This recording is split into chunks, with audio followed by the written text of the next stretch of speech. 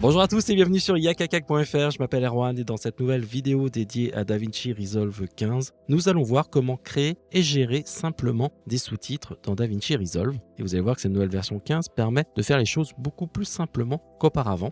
J'utilise pour cette vidéo la bêta numéro 6 qui apporte de nombreuses corrections de bugs et autres et de nouveautés. Mais une nouveauté est intéressante pour nous francophones, c'est la possibilité dans les préférences ici en utilisateur d'avoir maintenant la langue française. Donc vous voyez qu'on a maintenant le portugais et le français qui ont été ajoutés dans les langues supportées par l'interface.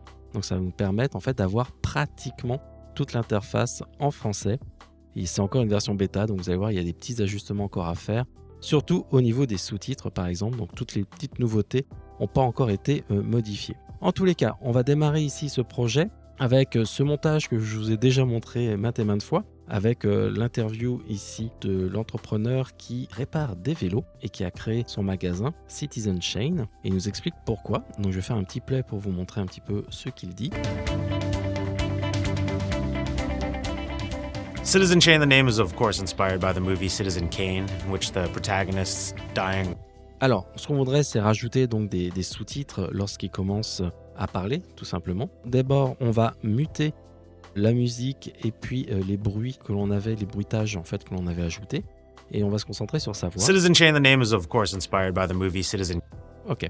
Donc, comment faire pour créer un sous-titre? Alors, il y a plusieurs façons. La première chose, c'est de partir de zéro directement depuis DaVinci Resolve. Et ce que vous pouvez faire, c'est tout simplement, en faisant un clic droit dans la partie gauche ici de votre timeline, ici, c'est demander à ajouter une piste de sous-titres. Alors, vous voyez, ça n'a pas été traduit encore, celle-ci.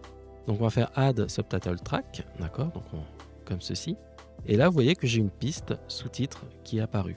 Et à partir de là, si vous faites un clic droit sur cette piste, vous allez pouvoir rajouter un sous-titre, tout simplement, vous voyez, comme ceci, comme un élément, et qui apparaît, vous voyez, à droite, ici, directement ici.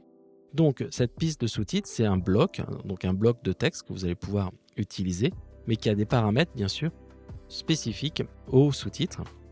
Il suffit d'aller dans l'inspecteur, comme ici, et vous allez avoir donc accès aux sous-titres. Alors, ce qui est important, la première chose au niveau du sous-titre, c'est trouver donc la durée du sous-titre. Donc, vous allez pouvoir ajuster ici votre élément. Donc, je vais pouvoir, par exemple, m'ajuster en zoomant un petit peu par rapport à ce qu'il dit, vous voyez, par rapport au waveform ici. Alors, je vais pouvoir, par exemple, aller dessus, cliquer dessus et puis dire, par exemple, je vais juste mettre le début de la phrase, Citizen Chain. Voilà, comme ceci, is blablabla. Bla bla bla. Ok. Donc là, je vois que mon texte est apparu directement ici. Vous voyez. Et je vais pouvoir comme ça dire, voilà, je voudrais réduire cet élément-là, le sélectionner. Et puis, je vais avoir deux onglets en haut. Donc, Caption qui va être lié au sous-titre. Donc, il va me permettre, par exemple, de créer un nouveau sous-titre, de me balader du précédent au suivant. Vous voyez, comme ceci. Au niveau du compteur, donc j'ai le point d'entrée, point de sortie. Et puis en bas, j'ai la liste en fait de tous les sous-titres. Parce que si je vais rajouter ici, par exemple, des sous-titres, je fais Add New. Vous voyez, je peux faire Add New comme ça régulièrement. Et du coup, je peux rajouter plusieurs sous-titres, revenir dessus à chaque fois, et puis les ajuster et les modifier, bien sûr, automatiquement, comme ceci. Alors, ce qui est important, c'est que, par exemple, ici, si je reviens sur le premier, comme ceci, vous allez pouvoir dire « j'utilise le style graphique au niveau de la typographie et autres de toute la piste ». Et donc ça, c'est important, c'est qu'on a un niveau de style, une gestion de la typographie au niveau de la piste globale, ce qui va permettre en fait de faire des changements globaux sur toute la piste de sous-titres. Ou bien, si j'ai envie de faire une exception, je pourrais par exemple demander à choisir une autre typographie, par exemple. On va prendre celle-ci, demander à avoir par exemple une taille un petit peu plus grande, vous voyez, comme cela, et puis demander à avoir différents types d'alignement et de position. Vous voyez, je vais pouvoir changer la position, créer un offset, un petit décalage directement ici, ce qui ne va pas influencer les autres, vous voyez, qui sont à la suite. Alors qu'on va voir un petit peu plus tard que Track Style, je vais pouvoir modifier l'ensemble. Alors, je pourrais faire, vous voyez, créer à chaque fois. Donc, vous n'êtes pas obligé de vous mettre à la fin. Vous pouvez faire Add New et aussitôt, ça va se mettre à la suite des uns des autres, tout simplement, comme ceci. Donc, après, vous avez juste à modifier votre texte, vous voyez, comme ceci, blablabla. D'accord? Vous pouvez faire du copier-coller avec un fichier texte que vous pouvez récupérer, bien sûr, si vous avez déjà fait le travail de retranscription de l'interview, par exemple. Pour les interviews, moi, j'ai trouvé une solution vraiment efficace. Alors, je suis pas payé par eux, mais je vais vous montrer un petit peu cette solution. C'est SpeedScriber. Voilà, c'est une solution qui est développée donc sur Mac avant tout. Et j'en avais déjà parlé sur des vidéos concernant, vous voyez ici, Final Cut Pro 10. Voilà, comme ceci. Et j'avais fait une petite démo, donc je vais vous montrer comment ça fonctionne tout simplement. J'ai fait un petit export de ma timeline. J'ai une application qui est disponible sur Mac et ça permet en fait de sélectionner donc votre élément, de pouvoir, vous voyez directement à la fenêtre de gauche, vous importer ici. Vous dites par exemple, moi c'est de l'anglais australien, voilà ici, et il y a une seule personne qui parle là-dessus. Et une fois que vous avez fait ça, ensuite vous avez un compte et vous payez en fait par rapport au nombre de minutes que vous voulez traduire. Donc c'est à la minute, c'est pas un logiciel que vous payez dessus. Donc c'est gratuit quand vous téléchargez. Il y a même, je crois, il y a 3 minutes d'offert au niveau de la transcription. Et ensuite, il suffit juste de demander à faire la transcription de l'audio en écrit, tout simplement. Donc je clique ici sur Transcribe. Donc là, il me dit que toutes les minutes entamées vont être établies. Donc là, il va me rester par exemple 2h54. Je fais Transcribe tout simplement. Voilà. Et puis à partir de là, il va commencer, vous voyez, à processer. Donc là, il a envoyé. Donc l'application permet de récupérer l'audio et de l'envoyer très rapidement sur le serveur. Et à partir du serveur, il va en fait calculer et transcrire mon élément. Donc j'avais déjà fait, vous voyez, des petits tests auparavant. Et puis là, donc je vais avoir ma vidéo. En fonction de l'élément, c'est entre 1,5 et 2 fois la vitesse du temps réel dessus. Donc là, vous voyez, là, je suis à 1,3. Ça va dépendre de votre bande passante. Et une fois que c'est, vous voyez que le statut est mis sur Transcribe, ici, je peux double-cliquer dessus. Et là, j'ai mon texte en fait qui a été traduit. Je peux faire un petit play. Citizen Chain, the name is of course inspired by the movie Alors on va Citizen voir, il y a Kane, des petites in which the erreurs qu'on va pouvoir protagonist's corriger dying soit words are directement rosebud, ici, and it soit sets off dans DaVinci inquiry as Resolve. to what rosebud was. It turns out in the movie that it was Voilà, donc là, je ne vais pas rentrer. Si vous voulez voir plus d'informations sur SpeedScriber, je vous invite vraiment à aller voir mes vidéos sur Final Cut Pro 10. J'en ai fait 2, dont une vraiment dédiée à SpeedScriber. Ce que je vais vous montrer ici, que je vais juste récupérer ici, je vais exporter donc le format. Donc on peut exporter sous différents formats. Et là, ce qui va être intéressant, c'est que ça supporte, SpeedScriber supporte le SRT, donc qui est le format de fichier supporté par DaVinci Resolve 15. Donc je vais faire subrip ici. Là, je vais demander à ce qu'il n'y ait pas de speaker. Voilà, je vais laisser comme cela. Boum. Et à partir de là, je vais avoir ce fichier que je vais pouvoir intégrer directement dans mon montage. Donc je vais retourner tout simplement ici dans mon élément. Je vais aller dans ma bibliothèque de médias. Donc je vais faire un commande I pour importer ici le média. Et je vais avoir ici mon fichier SRT qui peut, vous allez voir, s'intégrer directement dans mon chutier. Voilà. Donc là, j'ai mon Citizen Chain ici, mon format. Alors je ne peux pas trop visualiser ici, mais alors, je vais minimiser ici. Ce que je vais faire, c'est que je vais enlever tous mes sous-titres que j'ai créés. Et donc je vais faire un glisser-déposer directement de mes sous-titres. Voilà, comme ceci.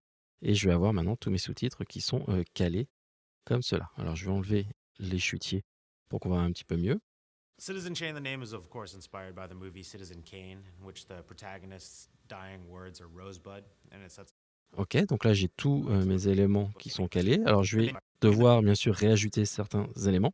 Donc par exemple, je vais sélectionner le premier, aller dans l'inspecteur et voir qu'au début, le Citizen Chain, il a mis ce Does it change. D'accord, donc en fonction des accents, ça ne fonctionne pas. Donc je vais pouvoir le modifier tout simplement. Citizen Chain, the name is of course inspired. Ok. Donc maintenant, je peux relire. Citizen Chain, the name is of course inspired by the movie Citizen Kane, in which the protagonist's dying.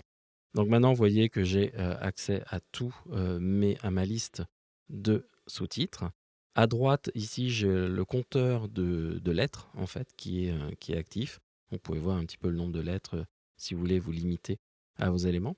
Et puis, ce que je voudrais faire, c'est modifier, par exemple, vous voyez, si on se met ici, là, la typographie n'est pas très visible en fonction s'il y a des éléments un peu plus clairs. On pourrait voir peut-être un peu plus loin, il y a peut-être des soucis à un moment donné, par exemple ici, vous voyez, il y a des petits soucis.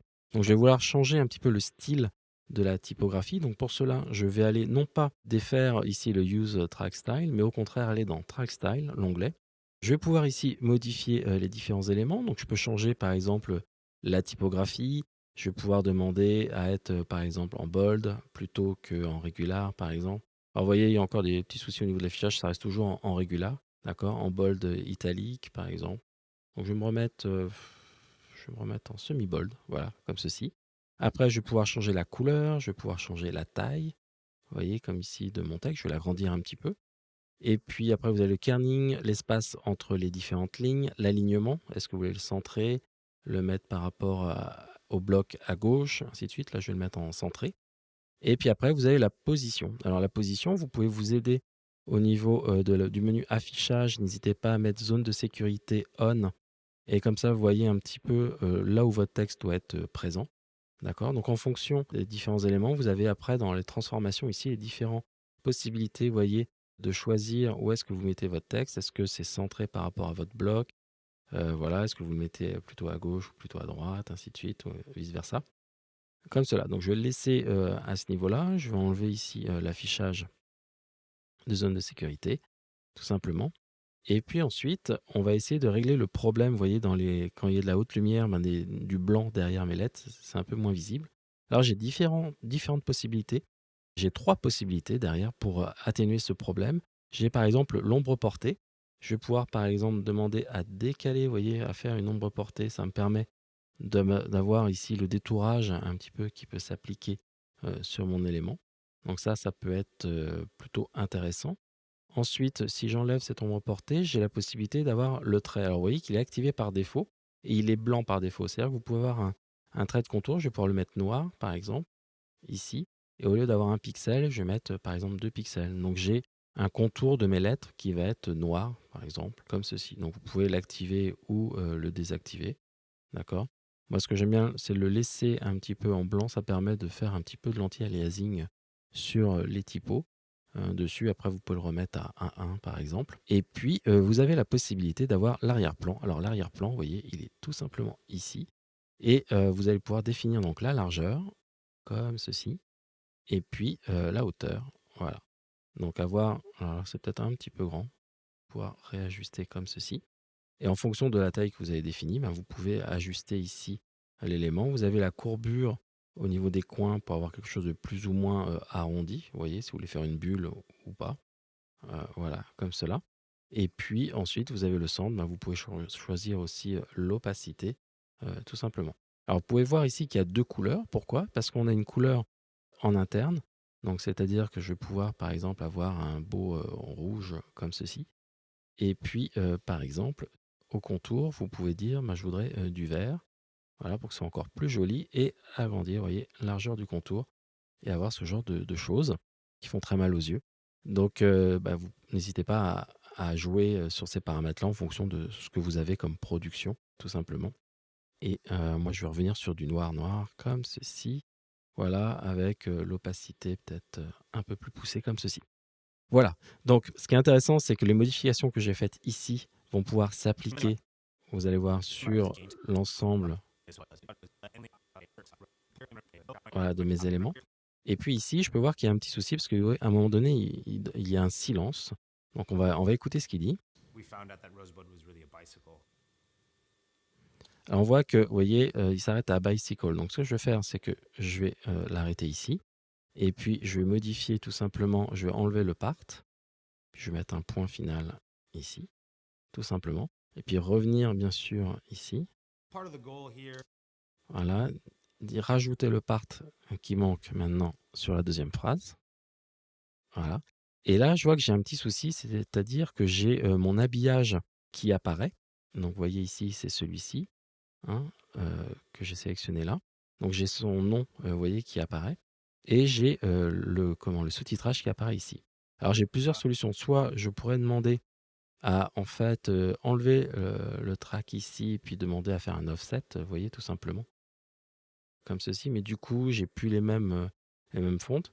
Alors moi, ce que je préfère, en fait, c'est tout simplement d'aller dans les outils de transform et modifier juste pour un ou deux éléments, vous voyez, la position, en fait, de mon élément. Donc, je pourrais, par exemple, le mettre ici, pas cacher son visage quand même.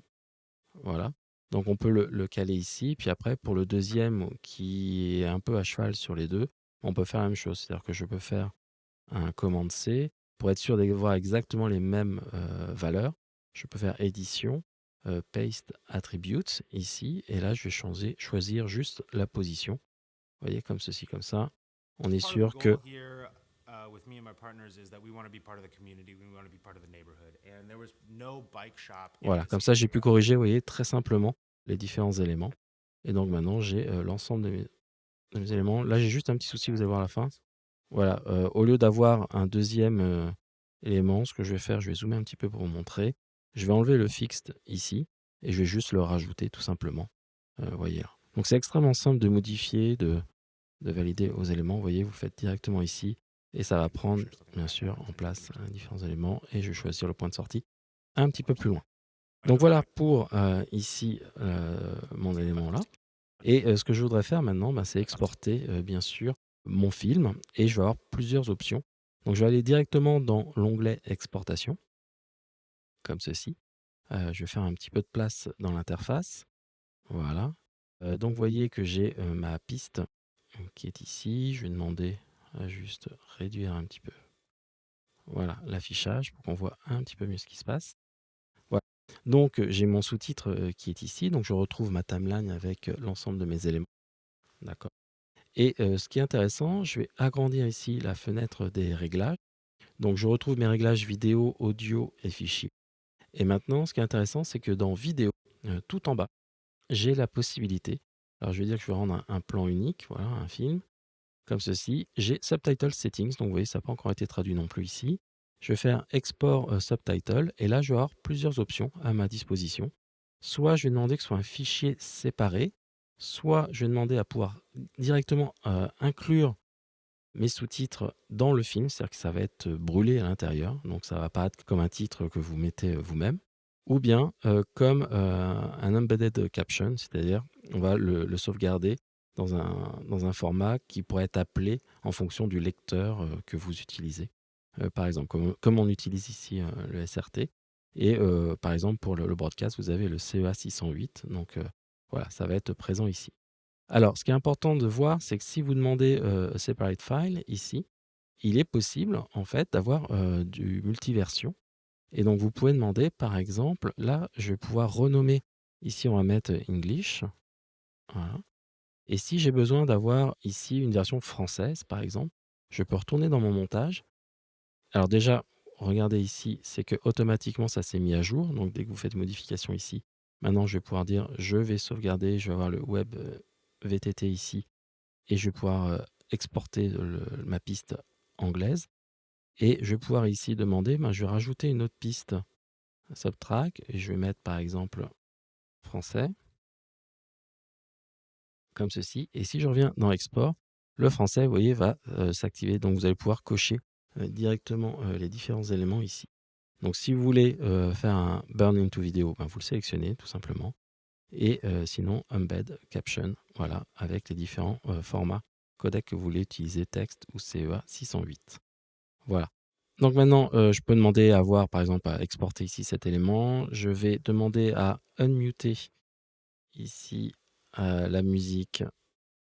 Ah, je vais le faire dans le montage. Je vais récupérer ici tous les éléments, voilà. Et puis je vais demander ici, à juste mettre un point de sortie là, à calculer juste cette partie-là pour vous montrer un petit peu le rendu. On va faire ajouter à la liste, tout simplement. Et puis faire un rendu de la vidéo.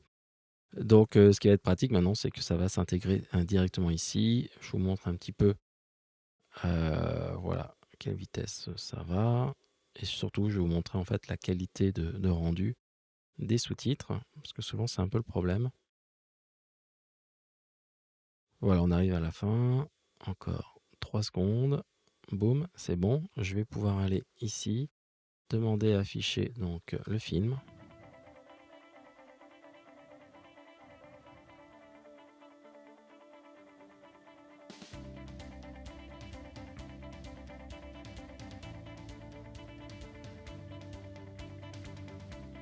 On voit que l'étalonnage. Citizen Kane, the name is of course inspired by the movie Citizen Kane. Donc on voit que la which the qualité est plutôt protagonist's dying words are rosebud, propre. and it sets off Vous voyez inquiry as to ici. what rosebud was. Donc il n'y a pas Turns out d'aliasing ni rien, that c'est this vraiment was nickel. SLED, and then only after we named the shop, Et ça fonctionne by- directement ici. Donc voilà ce qui conclut cette vidéo consacrée à DaVinci Resolve 15 et à la nouvelle fonctionnalité pour la gestion et la création de sous-titres. Je vous donne rendez-vous sur yakakak.fr, sur la page YouTube, sur notre Facebook ou bien sur notre Twitter. N'hésitez pas à vous abonner à la chaîne YouTube et à cliquer sur la petite cloche pour être notifié des prochaines vidéos dédiées soit à DaVinci Resolve, soit à Final Cut Pro 10, soit à différents plugins disponibles sur ces différents logiciels. En tous les cas, à très bientôt. Ciao, ciao. Bye bye.